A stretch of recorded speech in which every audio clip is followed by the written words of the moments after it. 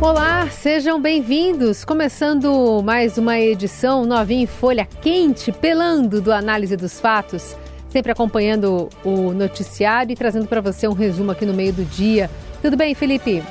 Salve, salve, Carol, equipe da Eldorado FM, melhores ouvintes, sempre um prazer falar com vocês no Análise dos Fatos, que logo em seguida fica disponível nas plataformas de podcast e trata dos assuntos, analisando todas as suas nuances em tempo real, como hoje, dia de mais uma sessão de julgamento da aparente inelegibilidade de Jair Bolsonaro.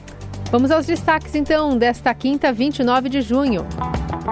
TSE julga a inelegibilidade de Jair Bolsonaro. O placar é de 3-1 pela cassação dos direitos políticos do ex-presidente. E investigação apura suspeita de rachadinha petista de irmãos Tato. Relatório do COAF aponta transações financeiras atípicas envolvendo família com espólio político em São Paulo. E ainda, com o envelhecimento da população, planos de saúde para idosos podem virar artigo de luxo? O que acontece no Brasil e no mundo. Análise dos fatos. Está em 3-1 o placar do Tribunal Superior Eleitoral, que continua nesta sexta o julgamento pela inelegibilidade do ex-presidente Jair Bolsonaro. É a terceira sessão para análise do caso, que foi retomado com o voto do ministro Raul Araújo. Ele inaugurou hoje uma divergência e votou pela rejeição das acusações contra Bolsonaro. Na reunião questionada, ocorrida em julho de 22, como é de amplo conhecimento, foram veiculados diversos fatos sabidamente inverídicos a respeito do sistema eletrônico de votação e apuração, fatos anteriormente já desmentidos e carentes de qualquer tipo de prova idônea, fatos insistentemente rebatidos por esta Corte Superior, sem que exista qualquer elemento indicativo novo, apto a afastar todas as explicações já apresentadas. Numa democracia, não há de ter limites o direito fundamental à dúvida, à curiosidade e à desconfiança. Cada cidadão é livre para crer ou descrer no que bem entender, para duvidar.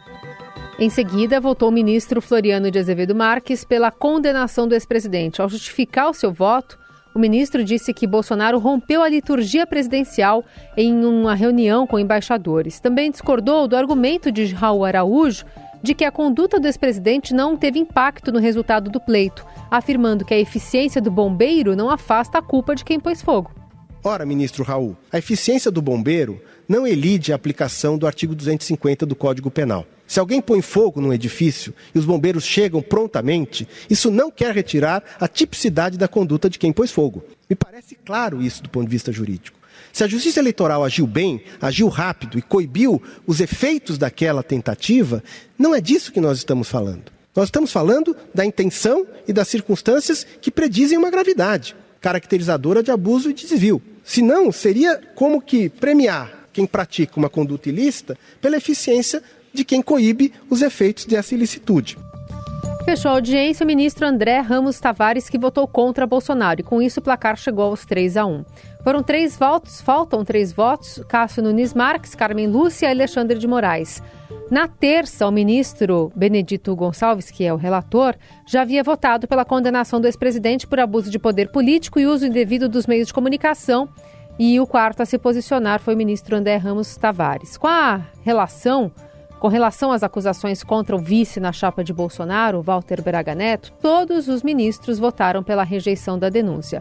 Bolsonaro é julgado pela reunião com embaixadores estrangeiros no Palácio da Alvorada, na qual difamou sem provas o sistema eleitoral brasileiro. O encontro foi transmitido pela TV oficial do governo. O TSE já se prepara para continuar, então, amanhã, sexta-feira, em sessão extraordinária, o julgamento. Ela estava reservada já, essa sessão, com o encerramento dos trabalhos do primeiro semestre do TSE e o consequente início do recesso do poder.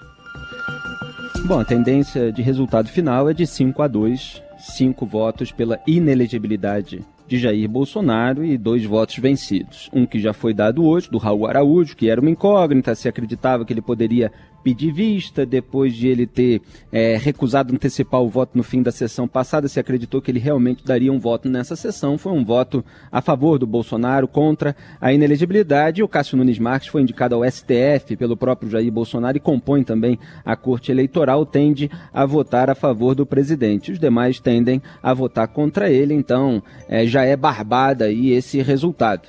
Agora, essa sessão ela precisa ficar marcada pelo voto do Floriano de Azevedo Marques Neto, esse ministro do Tribunal Superior Eleitoral, que é professor na Escola de Direito da USP, tem mais de 30 anos de magistério, me parece, e ele foi extremamente didático, inclusive rebatendo determinados argumentos colocados a favor do Bolsonaro pelo Raul Araújo. Eu já critiquei bastante as formas de decisão do Alexandre de Moraes e do próprio relator desse caso, Benedito Gonçalves, que também foi relator do caso Deltan Dallagnol, justamente porque você tem, no caso do Moraes, a ausência de confronto direto com os trechos que estão sendo avaliados. No caso do Benedito, você tem aquele alto teor político, e o Floriano ele é muito mais objetivo. Ele até faz a mãozinha de quem está escrevendo no quadro para os alunos, quando ele está analisando. Então o Raul Araújo entendeu inexistir o requisito de suficiente gravidade. A gente está tratando da reunião com embaixadores, que foi ali no dia 18 de julho de 2022.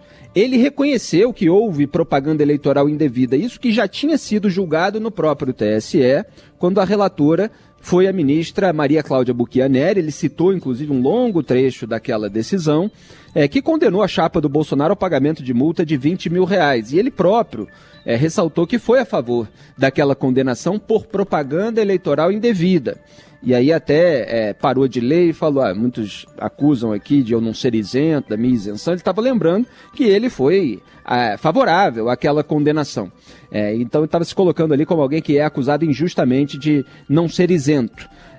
Agora, ele falou que o TSE, na época dessas condutas, adotou as devidas providências, portanto, que o TSE rebateu no mesmo dia, 18 de julho de 2022, as afirmações inverídicas do Bolsonaro. É bom que se deixe claro que o próprio ministro que votou contra a inelegibilidade, ele reconheceu que Jair Bolsonaro fez diversas declarações inverídicas e que naquela época estava já se apresentando como candidato em propaganda irregular.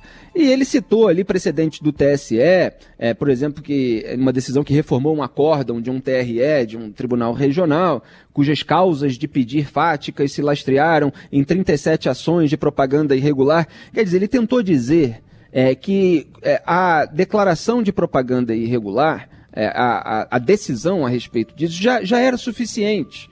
Dado que ele não viu muita gravidade da conduta. Agora ele fez a análise tentando relativizar o alcance e a influência sobre o resultado da eleição, amenizou os números, ele justificou a atuação da TV Brasil em razão da presença do presidente. A TV Brasil não vai fazer juízo prévio, é natural que repercuta, só haveria gravidade em razão do conteúdo, onde ele não viu gravidade, etc. Então, são manobras ali que acabam tornando a questão indevidamente menos grave do que é. E o Floriano foi chamando a atenção para os fatos específicos. Começou falando sobre o próprio caráter investigativo da AIGE, né, dessa ação, que tem no próprio nome essa questão da investigação, para rebater ali algumas alegações que são feitas em relação ao escopo desse caso. Ele definiu o abuso de poder com base na doutrina, falou que tanto o abuso quanto o desvio de finalidade podem se aplicar tanto para o evento da reunião em si, como para o emprego de meios de comunicação oficiais. Citou precedente do TSE nesse sentido, fez uma cronologia detalhada da preparação do evento e fez o escrutínio do discurso. Esse que é o ponto fundamental que muitas vezes escapa nas análises. Então ele pegou ali 4 linhas do conteúdo do discurso do Bolsonaro com conotação eleitoral na reunião com embaixadores. 1. Linha autopromocional consistente em se posicionar como candidato dotado de características positivas, eleitoralmente valoráveis, e resgatar motes de sua bem-sucedida campanha de 2018. 2. Argumentação negativa aos adversários, consistente em associar seu principal concorrente a características desairosas reprováveis. 3. Automartirização pela deslegitimação dos juízes e tentativa de criação de empatia eleitoral com a figura de candidato antissistema, ao que eu apontei muito. Linha de desqualificação a 4 do sistema sistema eleitoral e desincentivo da participação do eleitor para com isso se aproveitar do chamado fenômeno da apatia benéfica do incumbente, quer dizer, daquele que está no cargo de presidente da República. E em seguida falou assim, esclareço e demonstro cada uma dessas linhas, e fez como se deve fazer, a análise que decompõe o discurso trecho a trecho. E lembrou, evidentemente, depois o caso Francisquini, em que o TSE já havia decidido que discurso de candidato disseminando desinformação sobre as urnas era causa caracterizadora de abuso de poder para carregar a inelegibilidade. Então não dava para aplicar aí, nesse caso, um duplo padrão. E falou da utilização de eventos, bens, atos públicos pelo pré-candidato ou candidato que considerou irrelevante para fins de emular sua candidatura constitui, na jurisprudência, abuso em si.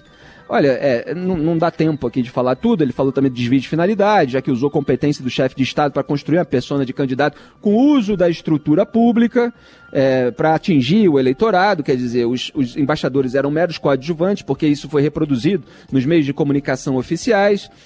Então você tem ali caracterizado o abuso. É claro que se pode fazer vista grossa ou não. Aparentemente 5 ministros não farão. Ainda no Judiciário, o STF pode tomar hoje uma decisão histórica que pode mudar o rumo dos feminicídios no Brasil. O julgamento tratará da proibição do uso da tese da legítima defesa da honra no plenário do Tribunal do Júri. O tema é o primeiro item da pauta da sessão e, embora tenha sido apreciado em 2021 em medida cautelar, agora a Corte analisará o mérito do processo. A tese de legítima defesa da honra é utilizada, na grande maioria das vezes, por homens para justificar casos de feminicídio ou agressões contra mulheres em casos de adultério, pois essa conduta supostamente feriria a honra do agressor. Em entrevista à Rádio Eldorado, a professora de Direito Penal da Faculdade de Direito da USP, Helena Lobo da Costa, conta que, apesar de antiga, a tese ainda era usada em julgamentos até 2021. Essa tese é uma tese já bastante antiga e o caso de maior visibilidade, que de uma certa forma foi uma mudança até de percepção dessa tese, foi o caso da Ângela Diniz. Ela foi morta por um namorado e a alegação foi exatamente essa, a de que haveria legítima defesa da honra do homicida por conta dos comportamentos que ela teria adotado. Até hoje, quer dizer, nós estamos em 2021, quando foi concedida essa liminar, ainda havia casos nos quais homens eram absolvidos pelo homicídio das suas companheiras, namoradas, esposas, em razão dessa alegação de legítima defesa da honra. Em outra frente, a Suprema Corte dos Estados Unidos decidiu nesta quinta que as universidades americanas não podem utilizar a raça dos candidatos em processos de administração, encerrando assim as políticas de ações afirmativas para incentivar o ingresso de minorias no ensino superior. A decisão reverte entendimentos anteriores do mesmo tribunal em mais um reflexo da atual composição da Corte de maioria conservadora. É a segunda vez em um ano que uma decisão do colegiado altera políticas sensíveis no país. Em junho do ano passado, a Suprema Corte mudou já o entendimento de quase 50 anos e passou a considerar que o acesso ao aborto não é um direito constitucional. Embora cotas raciais sejam proibidas nos Estados Unidos, universidades podiam até aqui, na maioria dos estados, criar métodos para estimular o ingresso de estudantes negros e hispânicos, o que era alvo de questionamentos da Justiça. A decisão desta quinta foi tomada a partir de 2 ações movidas contra as universidades de Harvard e da Carolina do Norte. As instituições foram acusadas de discriminarem alunos brancos e de ascendência asiática em favor de negros, hispânicos e indígenas, o que as universidades negam. Bom, eu vou hoje focar aqui no primeiro caso, rapidamente, que é dessa alegação de legítima defesa da honra em casos de feminicídio, depois de algum adultério que é descoberto pelo homem que acaba matando a mulher. Quer dizer, isso é uma barbaridade, um absurdo completo. O sujeito que flagra a mulher com outro, ou fica sabendo, ou eventualmente até vem a público que ele foi corneado pela mulher, como se diz na linguagem chula popular, ele termina o namoro, ele termina o relacionamento, ele termina o casamento. Ele reflete, inclusive, eventualmente sobre as suas escolhas, eventualmente até sobre as suas responsabilidades dentro da relação. Ele se afasta daquela pessoa se ele considera aquela pessoa absolutamente abominável, mas ele não mata ela. Ele não a violenta, ele não parte para a lesão corporal, que pode, eventualmente, resultar num homicídio. Então, que isso ainda seja levado em consideração, ou tenha sido levado até pouco tempo atrás, mostra esse resquício machista aí dentro da legislação, do Poder Judiciário. É claro que isso tem que acabar. O outro caso merece um escrutínio mais detalhado, que hoje já me estendi no caso do julgamento do TSE, eu vou deixar para outro dia, mas a Suprema Corte dos Estados Unidos, ela tem os seus ministros, os seus juízes, e ela pode decidir e reverter aquilo que já foi estabelecido dentro das normas vigentes. O caso é sensível e eu aproveito algum desdobramento depois para detalhar. Análise dos fatos.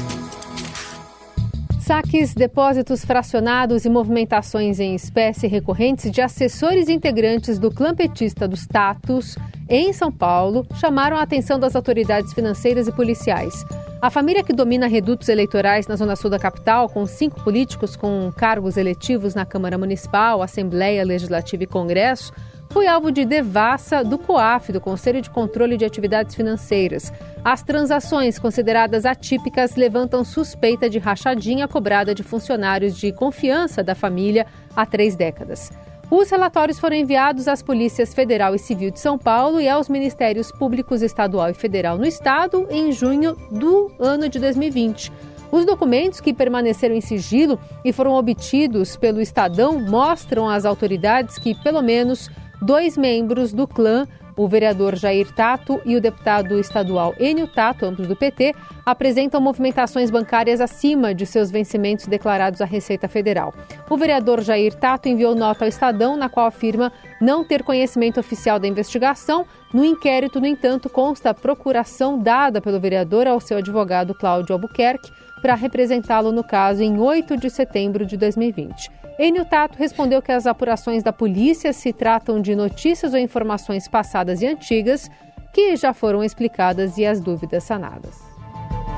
É mais um avanço aí na categoria do eu não sabia de nada, né? O sujeito que não diz não saber nem da investigação, quando na verdade consta lá uma procuração dada pelo vereador ao seu advogado. Quer dizer, os petistas, eles naturalmente exploraram as rachadinhas da família Bolsonaro, esse nome mal feito, né, para apropriação criminosa de salários de assessor, aquilo que estava sendo apontado, com denúncias, etc., apesar de tudo depois ter sido varrido para debaixo do tapete. E agora eles têm mais um caso de um membro do partido, porque naquela lista do COAF, em que havia o nome do Flávio Bolsonaro, havia o nome de 2 petistas. Um deles encabeçava a lista, André Siciliano, todo-poderoso presidente da Assembleia Legislativa do Estado do Rio de Janeiro, a Alerj. Aliás, um caso que merece o escrutínio da imprensa. Lamentavelmente, se deixou isso ficar para trás. Fiz um monte de análise, a gente tentou descobrir tudo que era possível, era sigiloso, mas lá no Rio de Janeiro tem coisa que começa a não andar, daqui a pouco vai sumindo. E agora surge da família Tato.